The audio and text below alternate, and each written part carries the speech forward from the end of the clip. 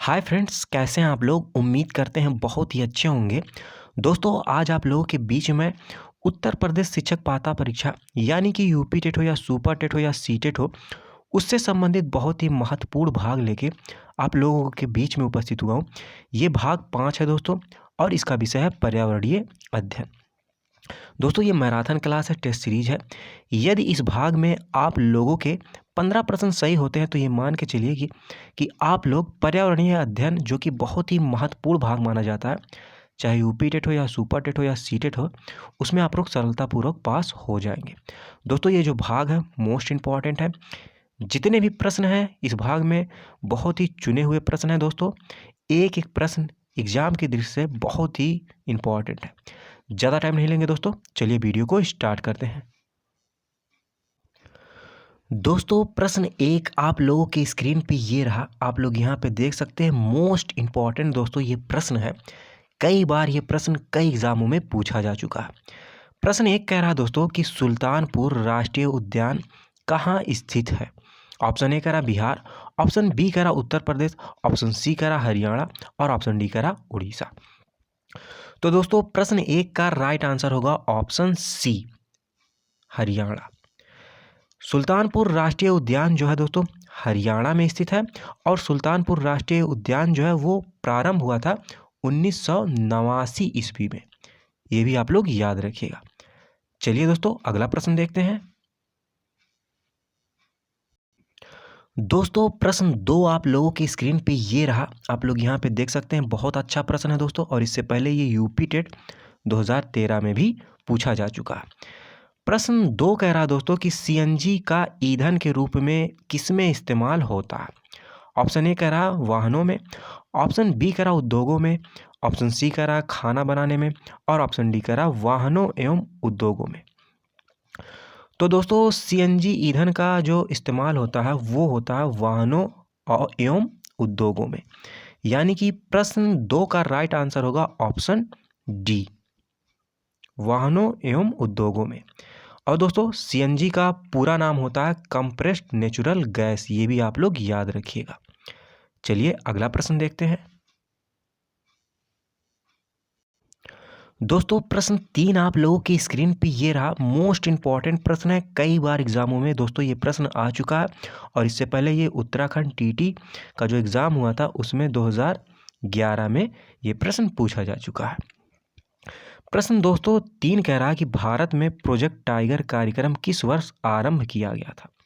Option A कह रहा 1982 ईस्वी में, ऑप्शन बी कह रहा 1972 ईस्वी में, ऑप्शन सी कह रहा 1981 ईस्वी में, और ऑप्शन डी कह रहा 1973 ईस्वी में।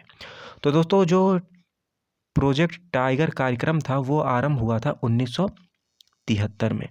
यानी कि प्रश्न 3 का राइट आंसर होगा ऑप्शन डी। चलिए अगला प्रश्न देखते हैं। दोस्तों, प्रश्न 4 आप लोगों की स्क्रीन पे ये रहा। आप लोग यहाँ पे देख सकते हैं, मोस्ट इंपॉर्टेंट दोस्तों प्रश्न है ये। प्रश्न 4 कह रहा विश्व जल संरक्षण दिवस मनाया जाता है, कब मनाया जाता है।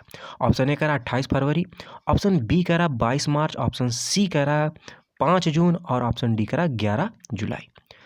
तो दोस्तों, ये विश्व जल संरक्षण दिवस मनाया जाता है 22 मार्च को। यानी कि प्रश्न 4 का राइट आंसर होगा ऑप्शन बी। इसके बाद दोस्तों, आप लोग ये भी याद रखिए, 11 जुलाई और 5 जून। 5 जून को दोस्तों मनाया जाता है विश्व पर्यावरण दिवस। ये भी आप लोग याद रखिएगा। और 11 जुलाई को मनाया जाता है विश्व जनसंख्या दिवस। ये भी आप लोग याद रखिएगा, क्योंकि दोस्तों ये जितने भी हैं दिवस मोस्ट इम्पॉर्टेंट है। कई बार इस तरह के प्रश्न पर्यावरण अध्ययन में पूछे जाते हैं। चलिए दोस्तों, अगला प्रश्न देखते हैं। दोस्तों, प्रश्न 5 आप लोग की स्क्रीन पे ये रहा। मोस्ट इंपॉर्टेंट प्रश्न है दोस्तों। प्रश्न 5 कह रहा कि एशियाई जंगली गधा कहाँ पाया जाता है। ऑप्शन ए कह रहा कच्छ के रण में, ऑप्शन बी कह रहा काजीरंगा में, ऑप्शन सी कह रहा रणथंभौर में, और ऑप्शन डी कह रहा पेरियार में। तो दोस्तों, एशियाई जंगली गधा जो है वो पाया जाता है कच्छ का रण में। मोस्ट इम्पॉर्टेंट दोस्तों ये है जगह। और दोस्तों, ये भी आप लोग याद रखिएगा, कच्छ का रण गुजरात राज्य में कच्छ जिले के उत्तर तथा पूरब में फैला हुआ है। ये भी आप लोग याद रखिएगा। तो दोस्तों प्रश्न 5 का राइट आंसर होगा ऑप्शन ए। चलिए अगला प्रश्न देखते हैं। दोस्तों प्रश्न 6 आप लोग की स्क्रीन पे ये रहा, आप लोग यहाँ पे देख सकते हैं। बहुत अच्छा प्रश्न है दोस्तों, और इससे पहले ये यूपी टेट 2018 में भी आ चुका है। प्रश्न 6 कह रहा है दोस्तों कि किस गैस के वर्षा के पानी में घुलने से वर्षा का पानी अम्लीय हो जाता है। ऑप्शन ए कह रहा कार्बन डाइऑक्साइड, ऑप्शन बी कह रहा हाइड्रोजन परऑक्साइड, ऑप्शन सी कह रहा नाइट्रोजन मोनोऑक्साइड, और ऑप्शन डी कह रहा है सल्फर डाइऑक्साइड। तो दोस्तों प्रश्न 6 का राइट आंसर होगा ऑप्शन डी, सल्फर डाइऑक्साइड। कुछ चीज़ें हैं दोस्तों सल्फर डाइऑक्साइड के बारे में, ये भी आप लोग समझ लीजिए। सल्फर डाइऑक्साइड एक रंगहीन गैस होती है जो वायु से भारी होती है। कोयला हुआ, तेल आदि जलाने से सल्फर डाइऑक्साइड का निर्माण होता है। ये भी आप लोग याद रखिएगा। यानी कि दोस्तों प्रश्न 6 का राइट आंसर होगा ऑप्शन डी। चलिए अगला प्रश्न देखते हैं। दोस्तों प्रश्न 7 आप लोग की स्क्रीन पे ये रहा, आप लोग यहाँ पे देख सकते हैं। बहुत ही अच्छा प्रश्न है दोस्तों। प्रश्न 7 कह रहा है दोस्तों कि रेशम की रासायनिक प्रकृति है। ऑप्शन ए कह रहा कार्बोहाइड्रेट, ऑप्शन बी कह रहा वसा, ऑप्शन सी कह रहा प्रोटीन, ऑप्शन डी कह रहा वसीय अम्ल।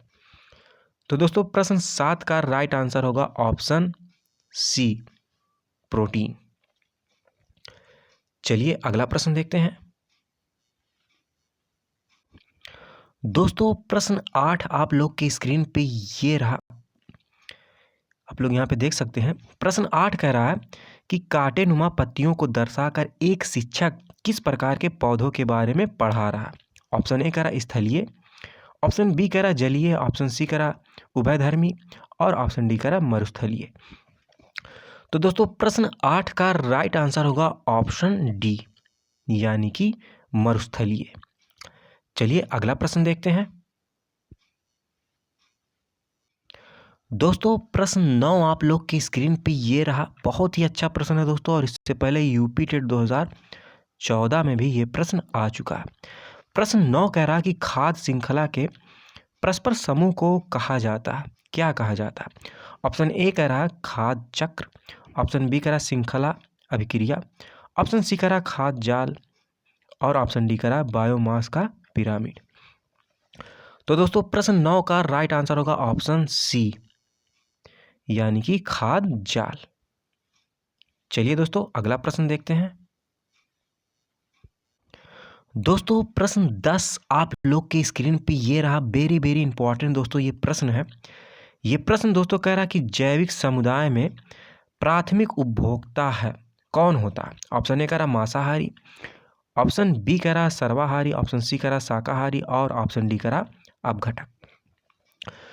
तो दोस्तों प्रश्न 10 का राइट आंसर होगा ऑप्शन सी, यानी कि शाकाहारी। जो प्राथमिक उपभोक्ता होता है वो शाकाहारी होता है, जो द्वितीय उपभोक्ता होता है वो मांसाहारी होता है। दोस्तों इसका एक क्रम होता है, सबसे पहले होता है उत्पादक, उसके बाद होता है शाकाहारी, उसके बाद होता है मांसाहारी, और लास्ट में होता है अपघटक। ये भी आप लोग याद रखिएगा। शाकाहारी जो होता है प्रथम उपभोक्ता, और मांसाहारी जो होता है वो द्वितीय उपभोक्ता होता है। चलिए दोस्तों अगला प्रश्न देखते हैं। दोस्तों प्रश्न 11 आप लोग के स्क्रीन पे ये रहा, आप लोग यहाँ पे देख सकते हैं। बहुत अच्छा प्रश्न है दोस्तों, और इससे पहले ये यूपी टेट 2016 में भी पूछा जा चुका है। प्रश्न 11 दोस्तों कह रहा है कि महासागरों में निम्न में से कौन सा लवण सर्वाधिक मात्रा में पाया जाता है।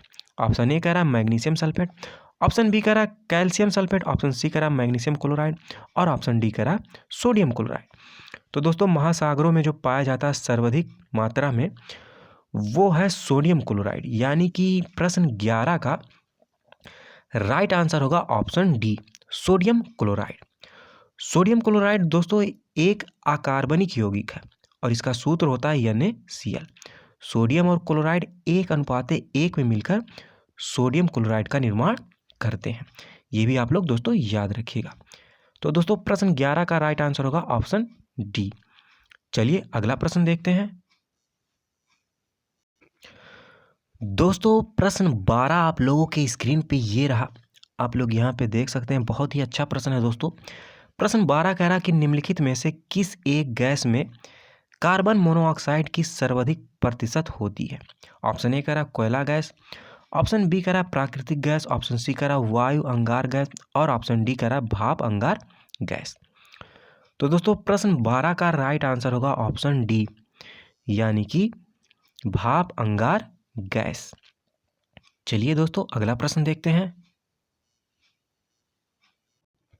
दोस्तों प्रश्न 13 आप लोग की स्क्रीन पे ये रहा, आप लोग यहाँ पे देख सकते हैं। मोस्ट इंपॉर्टेंट प्रश्न है दोस्तों।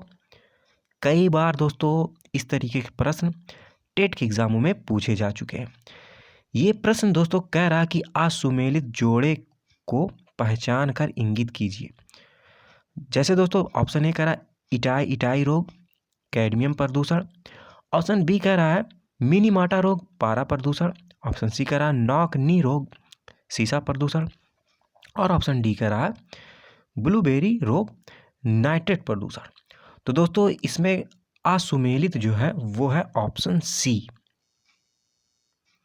यानी कि नॉक नी रोग जो होता है सीसा प्रदूषण से संबंधित नहीं है। जबकि ये जो तीनों हैं बहुत ही दोस्तों इंपॉर्टेंट है। इटाई इटाई रोग कैडमियम प्रदूषण से संबंधित है, मिनीमाटा रोग पारा प्रदूषण और ब्लूबेरी रोग नाइट्रेट प्रदूषण से संबंधित है। ये भी आप लोग याद रखिएगा। यानी कि दोस्तों इस प्रश्न का राइट आंसर होगा ऑप्शन सी। चलिए दोस्तों अगला प्रश्न देखते हैं। दोस्तों प्रश्न 14 आप लोग की स्क्रीन पे ये रहा, मोस्ट इंपॉर्टेंट है दोस्तों। कई बार एग्जाम में ये प्रश्न पूछा जा चुका और इससे पहले दोस्तों ये यूपी टेट 2019 में भी आ चुका है। प्रश्न 14 कह रहा है दोस्तों, भारत में महिलाओं के लिए आरक्षण की व्यवस्था कहाँ है? मंत्रिमंडल में, ऑप्शन ए कह रहा, ऑप्शन बी कह रहा पंचायती राज संस्थाओं में, ऑप्शन सी कह रहा लोकसभा में और ऑप्शन डी कह रहा विधानसभा में। तो दोस्तों जो महिलाओं का आरक्षण संबंधित व्यवस्था है वो है पंचायती राज संस्थाओं में। यानी कि प्रश्न 14 का राइट आंसर होगा ऑप्शन बी। भारत में महिलाओं के लिए आरक्षण की जो व्यवस्था है पंचायती राज संस्थाओं में वो है 1/3। ये भी आप लोग याद रखिएगा। चलिए दोस्तों अगला प्रश्न देखते हैं। दोस्तों प्रश्न 15 आप लोग की स्क्रीन पे ये रहा, आप लोग यहाँ पे देख सकते हैं। बहुत ही अच्छा प्रश्न है दोस्तों। प्रश्न 15 कह रहा है निम्नलिखित गैसों में से कौन सी एक ग्रीन हाउस गैस नहीं है? ऑप्शन ए कह रहा CO2, ऑप्शन बी कह रहा CH4, ऑप्शन सी कह रहा NO2 और ऑप्शन डी कह रहा O2। तो दोस्तों जो ग्रीन हाउस गैस नहीं है वो है O2। यानी कि प्रश्न 15 का राइट आंसर होगा ऑप्शन डी। चलिए दोस्तों अगला प्रश्न देखते हैं। दोस्तों प्रश्न 16 आप लोग की स्क्रीन पे ये रहा, आप लोग यहाँ पे देख सकते हैं।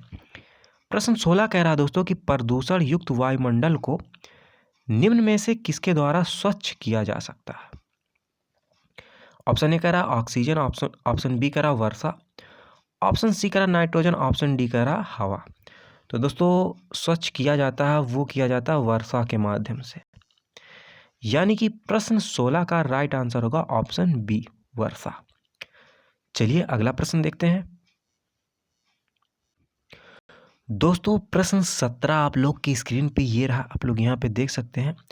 बहुत ही अच्छा प्रश्न है दोस्तों और इससे पहले यूपी टेट 2016 में भी आ चुका है। प्रश्न 17 कह रहा प्लेग है क्या है? विषाणु जनित बीमारी, ऑप्शन बी कह रहा कवक जनित बीमारी, ऑप्शन सी कह रहा जीवाणु जनित बीमारी और ऑप्शन डी कह रहा खनिज जनित बीमारी। तो दोस्तों इस प्रश्न का राइट आंसर होगा ऑप्शन सी, यानी कि जीवाणु जनित बीमारी प्लेग होता है। प्लेग में होता क्या है दोस्तों ये भी आप लोग समझ लीजिए। इसमें मानव का फेफड़ा प्रभावित होता है और चूहा जो होता है प्लेग रोग का वाहक होता है। ये भी आप लोग याद रखिएगा। यानी कि दोस्तों इस प्रश्न का राइट आंसर होगा ऑप्शन सी। चलिए अगला प्रश्न देखते हैं। दोस्तों प्रश्न 18 आप लोग की स्क्रीन पे ये रहा, आप लोग यहाँ पे देख सकते हैं। बहुत ही सिंपल प्रश्न है दोस्तों, लेकिन मोस्ट इंपॉर्टेंट है ये। प्रश्न 18 कह रहा है जलवायु परिवर्तन का कारण है, किसके द्वारा जलवायु परिवर्तन होता है। ऑप्शन ए कह रहा है green house gas, option B कह रहा ओजोन परत का क्षरण, ऑप्शन सी कह रहा प्रदूषण और ऑप्शन डी कह रहा उपयुक्त में से सभी। तो दोस्तों ये सभी कारण होते हैं, यानी कि प्रश्न 18 का राइट आंसर होगा ऑप्शन डी, उपयुक्त में से सभी। चलिए दोस्तों प्रश्न 19 देखते हैं। दोस्तों प्रश्न 19 आप लोगों की स्क्रीन पे ये रहा, आप लोग यहाँ पे देख सकते हैं। प्रश्न 19 कह रहा है दोस्तों कि वातावरण में सर्वाधिक प्रदूषक कौन सी गैस है। ऑप्शन ए कह रहा ब्यूटेन, ऑप्शन बी कह रहा बेंजीन, ऑप्शन सी कह रहा मीथेन और ऑप्शन डी कह रहा प्रोपेन। तो दोस्तों प्रश्न 19 का राइट आंसर होगा ऑप्शन सी, मीथेन। कुछ चीज़ें हैं दोस्तों मीथेन के बारे में, ये भी आप लोग समझ लीजिए। मीथेन एक रंगहीन तथा गंधहीन गैस है जो ईंधन के रूप में उपयोग किया जाता है और इसका सूत्र होता है दोस्तों CH4। ये भी आप लोग याद रखिएगा। यानी कि दोस्तों प्रश्न 19 का राइट आंसर होगा ऑप्शन सी। चलिए अगला प्रश्न देखते हैं। दोस्तों प्रश्न 20 आप लोगों के स्क्रीन पे ये रहा, मोस्ट इंपॉर्टेंट दोस्तों ये प्रश्न है। प्रश्न 20 कह रहा है कि डॉप्सन इकाई का प्रयोग किया जाता है, किसमें किया जाता है। ऑप्शन ए कह रहा है पृथ्वी की मोटाई मापने में, ऑप्शन बी कह रहा है हीरे की मोटाई मापने में, ऑप्शन सी कह रहा ओजोन परत की मोटाई मापने में और ऑप्शन डी कह रहा सौर के मापने में। तो दोस्तों इस प्रश्न का राइट आंसर होगा ऑप्शन सी, यानी कि ओजोन परत की मोटाई मापने में डॉप्सन इकाई का प्रयोग किया जाता है। तो दोस्तों प्रश्न 20 का राइट आंसर होगा ऑप्शन सी। ये थे दोस्तों आज के वीडियो में कुछ महत्वपूर्ण प्रश्न जिस पे हम लोग चर्चा किए। यदि दोस्तों वीडियो अच्छी लगी हो तो वीडियो को लाइक करिएगा, अपने दोस्तों के साथ शेयर करिएगा।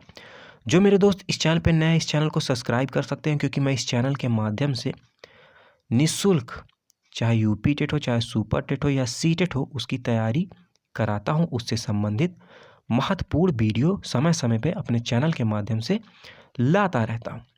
यदि दोस्तों इस वीडियो में कोई त्रुटि हो तो उसके लिए मैं क्षमा चाहता हूं। लास्ट तक वीडियो को देखने के लिए बहुत बहुत धन्यवाद, आभार, जय हिंद।